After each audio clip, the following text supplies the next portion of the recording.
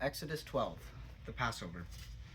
The Lord said to Moses and Aaron in Egypt, "This month is to be for you the first month of the year. Tell the whole community of Israel that on the 10th day of this month, each man is to take a lamb for his family, one for each household. If any household is too small for a whole lamb, they must share one with their nearest neighbor. Having taken into account the number of people there are, you are to determine the amount of lamb needed to in accordance with what each person will eat. The animals you choose must be year-old males without defect, and you may take them from the sheep or the goats. Take care of them until the 14th day of the month, when all the people of the community of Israel must slaughter them at twilight. Then they are to take some of the blood and put it on the sides and tops of the door frames of the houses where they eat the lambs. That same night they are to eat the meat roasted over the fire along with bitter herbs and bread made without yeast. Do not eat the meat raw or cooked in water, but roast it over the fire, head, legs, and inner parts. Do not leave any of it till morning. If some is left till morning, you must burn it. This is how you are to eat it: with your cloak tucked into your belt, your sandals on your feet, and your staff in your hand. Eat it in haste. It is the Lord's Passover. On that same night I will pass through Egypt and strike down every firstborn, both men and animals, and I will bring judgment on all the gods of Egypt. I am the Lord. The blood will be the sign for you on the will be a sign for you on the houses where you are, and when I see the blood, I will pass over you. No destructive plague will touch you when I strike Egypt. This is a day you are to commemorate. For the generations to come, you shall celebrate it as a festival to the Lord, a lasting ordinance. For 7 days you are to eat the bread made without yeast. On the first day, remove the yeast from your houses, for whoever eats anything with yeast in it from the first day through the seventh must be cut off from Israel. On the first day, hold a sacred assembly, and another one on the seventh day. Do not work at all on these days, except to prepare food for everyone to eat. That is all you may do. Celebrate the Feast of Unleavened Bread, because it was on this day I brought your divisions out of Egypt. Celebrate this day as a lasting ordinance for generations to come. In the first month you are to eat bread made without yeast from the evening of the 14th until the evening of the 21st day. For 7 days no yeast is to be found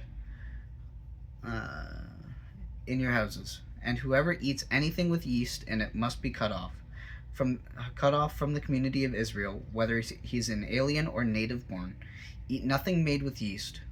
Wherever you live, you must eat unleavened bread.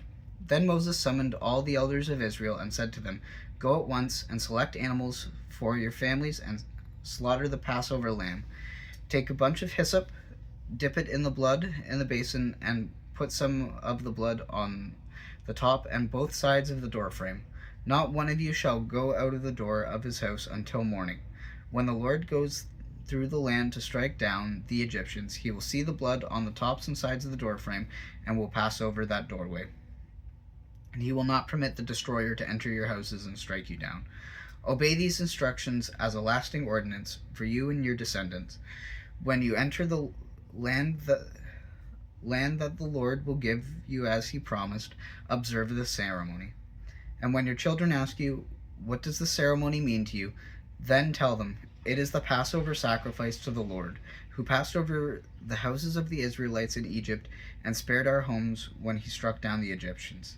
Then the people bowed down and worshipped. The Israelites did just what the Lord commanded Moses and Aaron. At midnight, the Lord struck down all the firstborn in Egypt, from the firstborn of Pharaoh who sat on his throne to the firstborn of the prisoner who was in the dungeon, and the firstborn of all livestock as well. Pharaoh and all his officials and the Egyptians got up during the night, and there was a loud wailing in Egypt, for there was not a house without someone dead. During the night, Pharaoh summoned Moses and Aaron and said, 'Up, leave my people, you and the Israelites.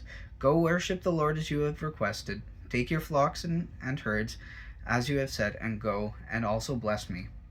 Then the Egyptians the Egyptians urged the people to hurry and leave the country, for otherwise they said, "We will all die."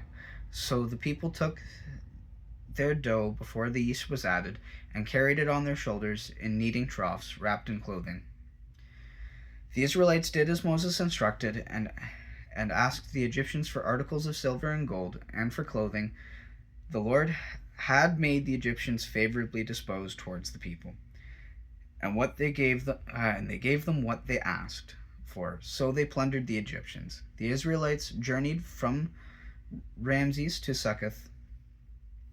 There were about 600,000 men on foot, besides women and children.